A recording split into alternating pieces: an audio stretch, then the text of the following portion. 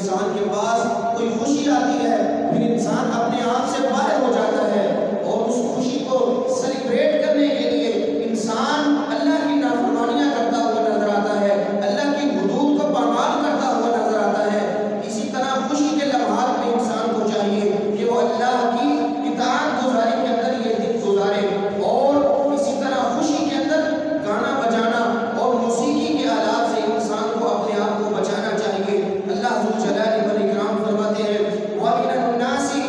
مَن يَشْتَرِي لَهْوَ الْحَدِيثِ لِيُضِلَّ عَن سَبِيلِ اللَّهِ بِغَيْرِ عِلْمٍ وَيَتَّخِذَهَا هُزُوًا أُولَٰئِكَ لَهُمْ عَذَابٌ مُّهِينٌ، کہ لوگ جو جن کے اوپر جب کوئی خوشی آتی ہے، کوئی مسرت آتی ہے، کوئی اللہ کی طرف سے ان کے اوپر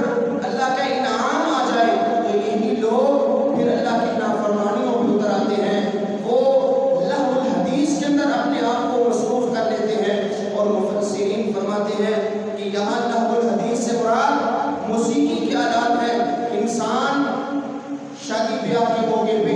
دیگر خوشی کے مواقع پہ انسان اپنے گھر کے اندر موسیقی چلا لیتے ہیں،